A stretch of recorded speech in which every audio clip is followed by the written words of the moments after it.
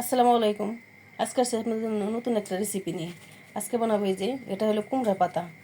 আপনাদের দিকে চাল কুমড়া পাতা আছে না, সেটা এটা হলো চাল কুমড়া পাতা। এটা দিয়ে আমি আজকে রিং চপ বানাবো। আর এটা আমি সাইজ করে কেটে নেব যে এইভাবে।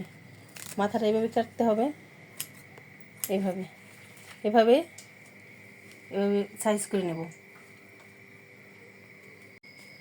এই যে আমার সবগুলো এই যে সাইজ করে নেওয়া শেষ। এই দেখেন আমার সুন্দর করে সাইজ করে কাটা শেষ এবং বেছে নেওয়া শেষ। এখন রেখে দেবো। এদিকে যাব এখন আমি বেসন। বেসন লাগবে অবশ্যই। বেসন আছে এখানে পরিমাণ মতো। আর লাগবে, প্রথমে দিয়ে দিব লবণ, গোলমরিচের গুঁড়া, দেব মরিচের গুঁড়া পরিমাণ মতো, হলুদের গুঁড়া আর জিরা।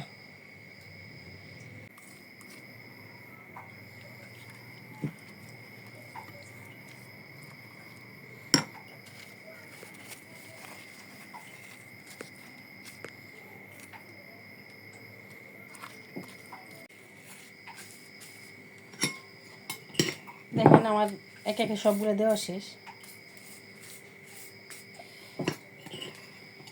আর বেসনটাও আমার শেষ পর্যায়ে। এই আমার পুরোটা লাগানো শেষ। এই যে দেখেন কি সুন্দর করে লাগাইছি। এখন এটা আমি আস্তে আস্তে এরকম করে রোল করে নেব, এইভাবে এইভাবে।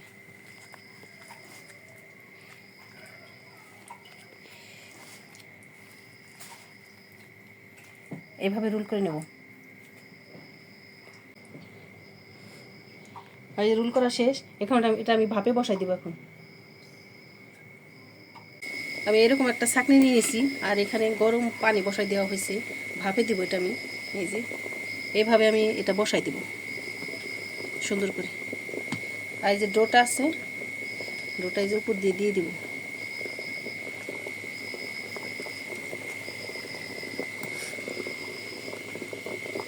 এখন ভাপ দিয়ে নিব আমি, ঢেকে দেব।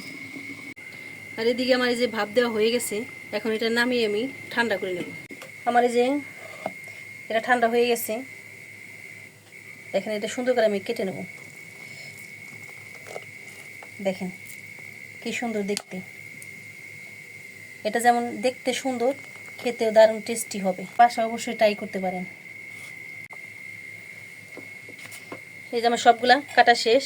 এখন আমি যে দেখেন এটা দেখতে কত সুন্দর। এখন আমি এটা ভেজে নেব। এটা ভাপ দিয়ে নিয়েছি, দেখেন মাশাআল্লাহ। চুলাতে কড়াই দিয়ে দিয়েছি, দিয়ে এবার তেলও দিয়ে দিয়েছি। এবার আমি এটা ভেজে নেব।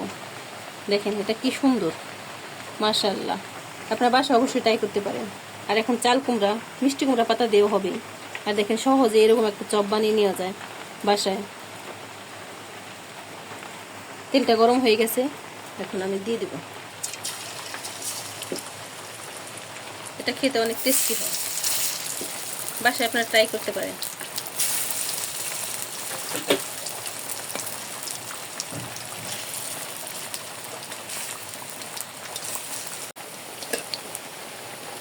দেখেন এক পাশটা ভালো মতো ভাজা হয়েছে। একবারে ক্রিস্পি ক্রিস্পি করে ভাজবো।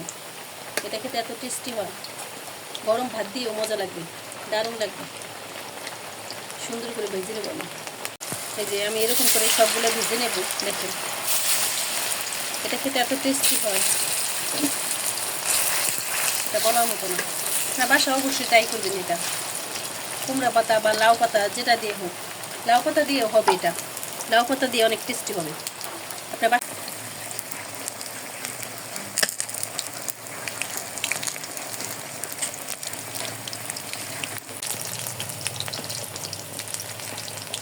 একবারে ক্রিস্পি ক্রিস্পি করে ভেজে নেব এটা।